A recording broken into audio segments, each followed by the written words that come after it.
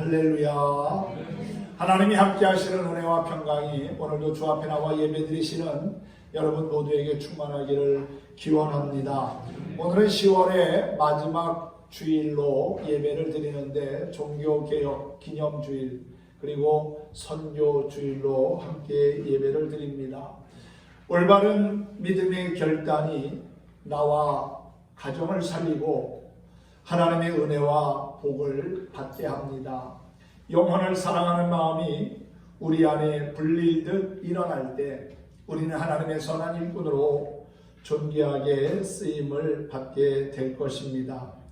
요즘 많이 사용하는 단어 가운데 하나가 언택트라고 하는 말입니다.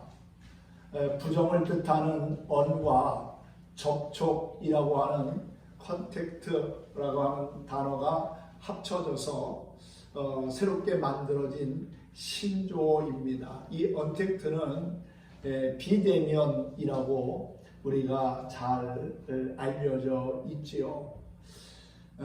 요즘 코로나19로 인해 비대면으로 이루어지는 일들이 많아졌습니다. 회의나 공연 같은 것도 비대면으로 합니다. 지난 2달간 우리도 비대면으로 온라인 예배를 드렸습니다. 솔직히 비대면으로 예배하면 몸은 편한지 모르겠지만 마음은 편치 않았던 것이 생각이 납니다. 여러분은 어떠셨습니까? 영상 예배를 준비하며 진행하는 동안 왠지 모를 마음의 허전함과 또 하나님 앞에 송구스러운 마음이 들었습니다. 한 번은 주일이 지난 월요일 아침에 공허한 마음을 달래보려고 자전거를 타고서 선제에서 출발해가지고 안산 끝에 있는 화정동까지 95km를 약 6시간 동안 왕복하면서 마음으로 운 적도 있었습니다. 비대면에 익숙해지면 신앙생활하는 것은 자유로울지 몰라도 하나님이 기뻐하시는 건강한 믿음을 유지하기는 쉽지 않을 겁니다. 예배가 느슨해지면 작은 고난과 시험 앞에서도 쉽게 낙심하고 절망하기가 쉽습니다. 우리의 과제 중 하나는 이 코로나 시대에 우리가 어떤 모습으로 하나님 앞에 살며 예배할 것인가 하는 것을 진지하게 고민해야 한다는 것입니다. 지난번에도 말씀드렸듯이 우리가 예배는 비대면으로 드린다 할지라도 하나님 앞에서는 늘 대면하는 그러한 모습으로 경건과 거룩함을 지키며 사는 저와 여러분이 되었으면 좋겠습니다. 특별히 종교개혁 503주년 기념주일을 맞이해서 하나님 앞에서 바른 믿음으로 살고자 우리의 믿음의 옷깃을 여미며 결단하는 시간이 되기를 소망합니다. 종교개혁은 지금으로부터 503년 전인 1517년 10월 달에 독일의 사제였던 마틴 루터에 의해서 시작이 되었습니다. 물론 마틴 루터 이전에도 종교개혁을 위해서 애썼던 사람들이 많이 있었습니다. 무명의 개혁자들이 있었다는 거지요. 그러다가 마틴 루터가 그 종교개혁의 횃불을 높이 들므로 말미암아 본격적으로 진행이 된 겁니다. 마틴 루터는 당시의 타락과 부패에 찌들어 있는 교회를 향하여 하나님의 말씀으로 돌아가자고 외치며 신앙개혁 운동을 펼쳤습니다. 다시 말하면 죄의 옷을 벗고 하나님께로 돌아가자는 겁니다. 마틴 루터가 종교개혁의 시발점이 된 것은 우리가 잘 아는 것처럼 면죄부 사건 때문이었습니다. 로마 교황청에서 발행한 면죄부 하나만 돈 주고 사면 무슨 죄든지 용서를 받을 수 있다는 것입니다. 더군다나 이미 죽은 조상의 죄까지도 면죄부 하나로 용서함을 받을 수 있고 구원함을 얻을 수 있다고 했습니다. 그 면죄부는 오늘날 부적과 같이 수많은 사람들에게 팔렸고 우매한 백성들은 그 종이 쪽지 하나에 자신의 죄가 사해졌다고 하는 안도감에 살았다고 합니다. 당시 교황 레오 10세는 베드로 대성당을 완공할 계획을 세우고 엄청난 공사비를 충당하기 위해서 이 면죄부 제도를 시행했다는 것이지요. 이런 모습을 본 젊은 사제 루터는 잘못된 95개의 조항을 글로 적어서 비텐베르그 대학 정문에 내걸고 죽음을 각오한 외로운 싸움을 시작했습니다. 왕일지라도 교황 앞에 무릎을 꿇는 시대에 교황청을 향하여 잘못을 지적하고 정면으로 도전하는 것은 죽음도 불사하겠다는 뜻이었습니다. 얼마나 위험하고 힘든 싸움이었겠습니까? 아마도 많은 고민, 갈등도 있었을 겁니다. 하지만 하나님께서 함께 하시고 역사하심으로 말미암아 성공적인 개혁을 이룰 수가 있었습니다. 시편 46편의 말씀을 묵상하면서 찬송을 만들어 부르며 용기를 얻기도 했습니다. 내 주는 강한 성이요 방패와 병기 되시니 큰 환난에서 우리를 구하여 내시리로다. 옛 원수 마귀는 이때도 힘을 써 모략과 권세로 무기를 삼으나 천하에 누가 당하겠는가? 친척과 재물과 명예와 생명을 다 빼앗긴데도 진리는 살아서 그 나라 영원하리라. 할렐루야. 진리와 정의를 위해 뜻을 펼친 루터는 오직 믿음으로 구원을 받고 하나님의 말씀인 성경을 통하여 우리가 구원의 길로 나아가게 되고 오직 은혜로만이 우리는 영원한 생명을 얻는다고 외쳤습니다. 그것이 종교개혁의 세 가지 원리가 되었고 슬로건이 되었습니다. 오직 믿음으로, 오직 성경으로, 오직 은혜로 우리는 하나님의 자녀로서의 삶을 살아갈 수 있다는 것입니다. 당시 로마 교회는 인간의 구원이 오직 믿음으로만이 아닌 인간의 행위나 선행을 통해서도 가능하다고 그랬습니다. 또한 성경을 제쳐놓고 교황의 말을 더 강조하다 보니까 교회가 병들고 부패해질 수밖에 없었다는 것이지요. 그래서 루터는 교황의 무오설이 아닌 성경의 무오설을 주장하면서 교회의 권위는 교황의 입에서 나오는 말이 아닌 하나님의 말씀, 즉 성경의 말씀을 통하여서 교회의 권위가 온전히 세워진다는 것을 증거했습니다. 당시 사제들만 볼 수 있었던 성경을 일반인들도 마음껏 볼 수 있도록 번역하는 일에도 힘썼습니다. 그래서 헬라어로 된 성경을 독일어로 번역하는 일에도 많은 시간을 할애했습니다. 인간의 죄를 교황이 용서해 줄 수 있고 또 교황만이 하나님과 인간 사이의 중보자라고 생각한 교회에 대하여서 루터는 아니다. 교황이 사람의 죄를 용서하는 것이 아니라 독생자이신 예수 그리스도를 믿음으로 말미암아 죄사함과 용서를 받을 수 있고 하나님의 자녀로 구원함을 얻을 수 있다는 것을 외쳤습니다. 우리의 죄를 속량하시는 중보자는 오직 예수 그리스도 한 분밖에는 없다는 사실을 외친 것이지요. 다시 말해서 인간의 죄의 용서는 예수 그리스도를 통한 하나님의 전적인 은혜로만 가능하다는 사실이었습니다. 이런 주장들로 인해서 루터는 로마 교황청으로부터 파문을 당합니다. 쫓겨난 겁니다. 하지만 조금도 굴하지 아니하고 로마서 1장 17절 말씀 오직 의인은 믿음으로 말미암아 살리라 하는 말씀을 부여잡고 자신의 주장을 당당하게 펼쳐서 오늘날 개신교회가 탄생케 했습니다. 우리들도 루터와 같은 바른 믿음으로 빛과 소금의 사명을 잘 감당할 수 있으면 좋겠습니다. 하나님의 말씀으로 돌아가지 않으면 우리는 죄에 끌려다닐 수밖에 없습니다. 하나님에 대한 흔들림이 없는 참된 믿음을 가질 때 시험과 고난과 유혹 가운데서도 하나님의 자녀다움을 지키며 살아가게 될 줄로 믿습니다.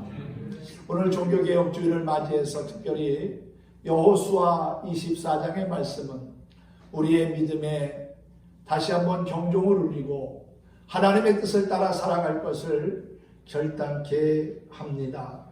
여호수아의 마지막 고별 설교로 신앙의 결단을 촉구하는 내용이 여호수아서 24장에 기록된 말씀이지요. 에브라임 사람 눈의 아들 여호수아는 모세와 함께 출애굽한 인물입니다. 하나님께서 어떻게 애국을 초토화시키면서 이스라엘 백성들에게 구원의 은혜를 베푸셨는지를 누구보다도 잘 알고 있었던 인물이지요.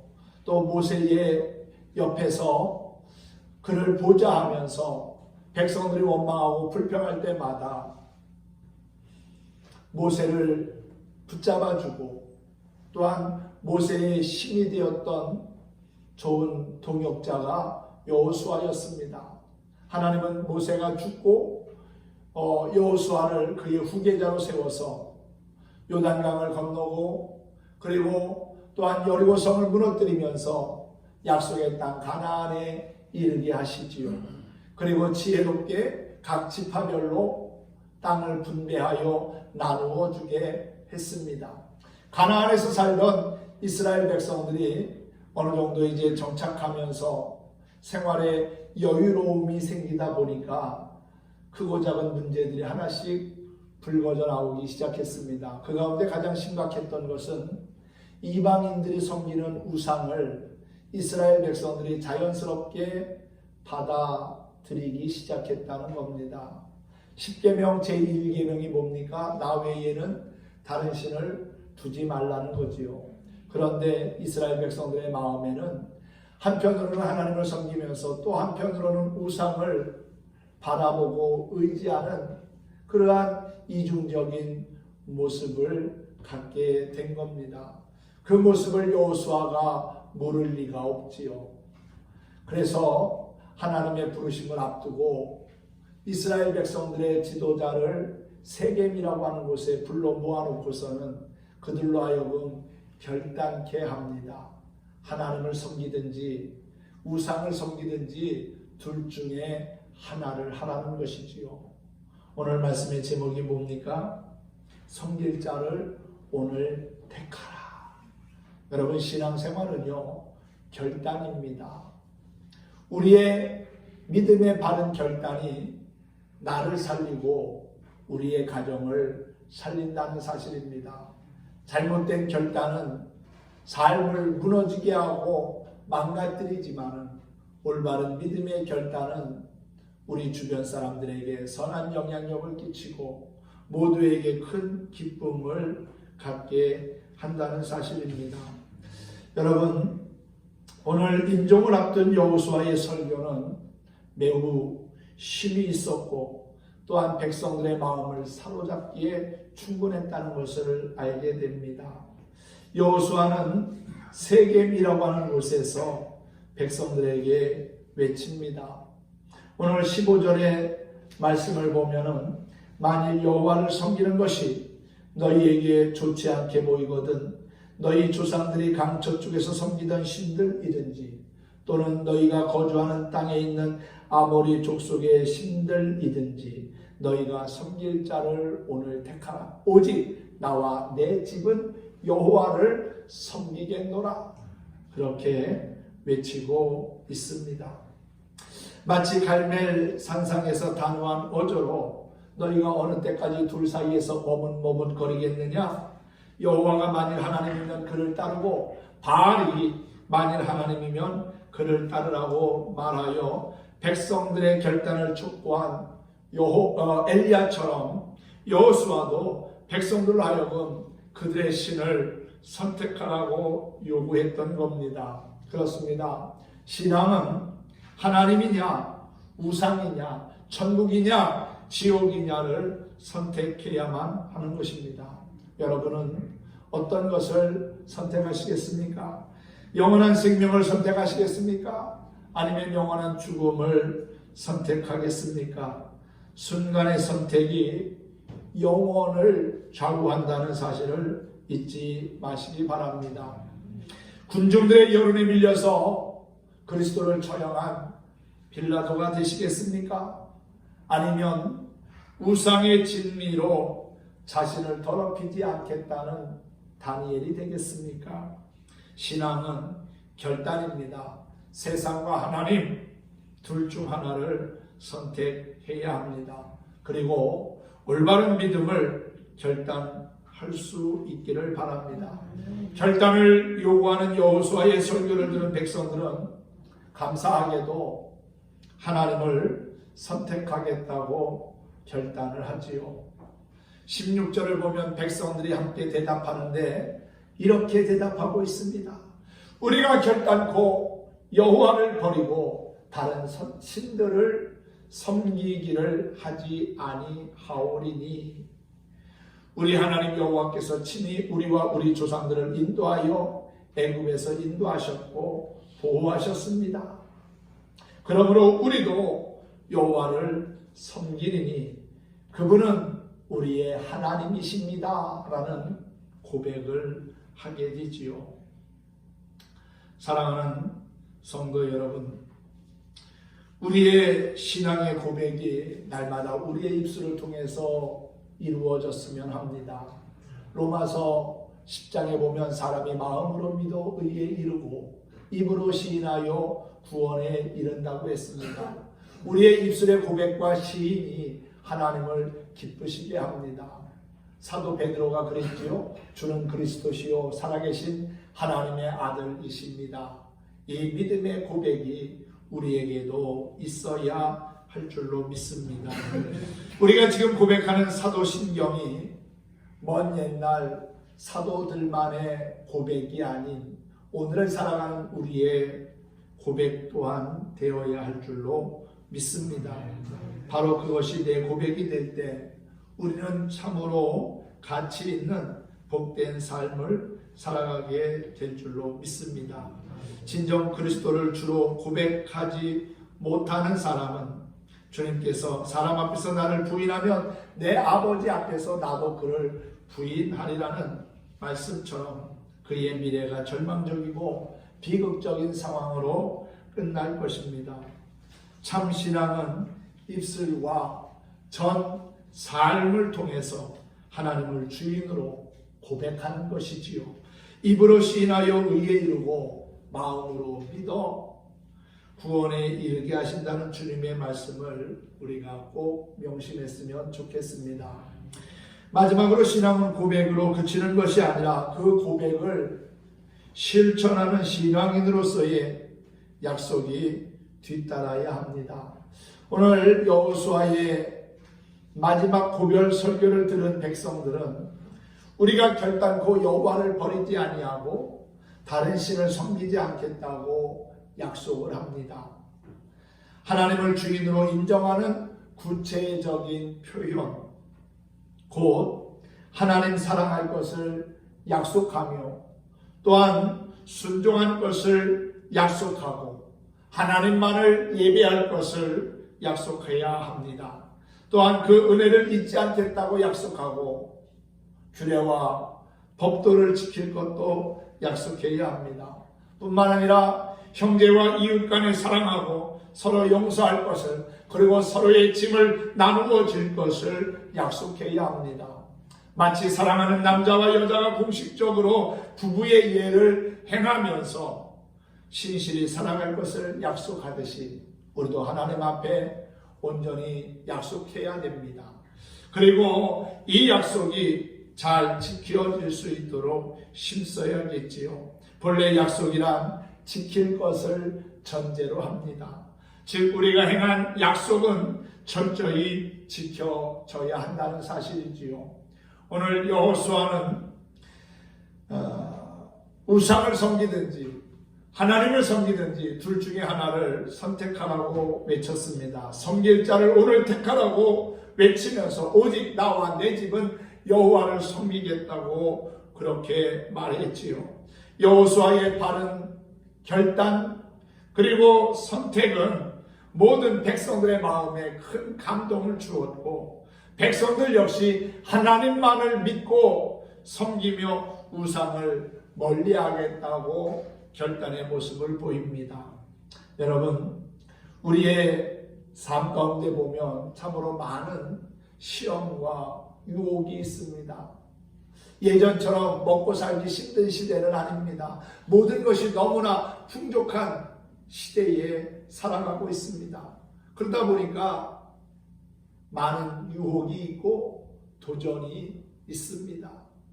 배부르고 등 따뜻하다 보니까 믿음의 길에서도 벗어나려고 하고 내 마음과 고집대로 살려고 하는 그러한 모습들도 보게 됩니다. 하나님을 바라보고 의지하며 살아야 함에도 불구하고 자신이 가진 물질과 지식에 의지하며 살아가는 경향들도 없지 않아 많이 있습니다. 이러한 시대에 우리는 다시 한번 여호수아가 외쳤던 오직 나와 내 집은 여호와만을 섬기겠다고 하는 그 외침이 우리의 마음에 다시 한번 울려지는 역사가 있으면 좋겠습니다. 악한 마귀는 여러 가지 달콤한 속삭임으로 우리의 믿음을 자꾸만 뒤흔들어 놓습니다. 악한 마귀의 유혹의 속삭임에 귀 기울일 것이 아니라 하나님이 들려주시는 세미한 음성에 귀를 기울이면서 우리의 믿음을 지키고자 다시금 결단할 수 있는 그러한 성도들이 되었으면 좋겠습니다. 종교개혁주의를 맞이하여 오늘을 사는 내가 해야 할 믿음의 결단, 신앙의 결단은 무엇입니까? 스스로 자신에게 한번 물어보고 또 답도 찾아보기를 바랍니다. 바른 신앙의 결단만이 내가 살고 내 가정이 살고 그리고 이 나라 이 민족이 살 수 있는 길입니다. 하나님은 우리가 진실한 성도가 되길 원하십니다. 무엇보다도 하나님 마음에 합한 거룩한 백성이 되기를 원하십니다. 죄의 만연한 세상에서 구별된 하나님의 자녀로서 살아가는 모습을 하나님은 보고 싶어 하신다는 사실이지요. 내가 하나님 앞에 바로 설 때 내 가정이 복을 받고 내 이웃이 새롭게 변화되며 우리 민족이 온전히 사는 역사들을 보게 될 것입니다. 그리고 영혼을 사랑하는 마음으로 선교의 사명을 잘 감당하려고 최선을 다하다 보면 주님의 은혜 안에 기쁨을 가지고 살아가는 우리의 모습을 발견하게 될 거라고 믿습니다.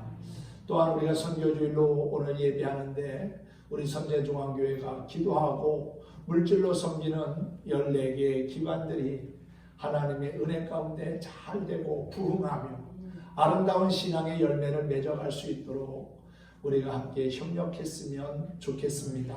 그래서 하나님 나라가 우리 가운데 임하고 또 그 나라가 아름답게 확장되어지는 모습을 보면서 하나님의 은혜를 감사히 여기는 우리 모든 믿음의 성도들이 되기를 주님의 이름으로 축원합니다. 축복합니다.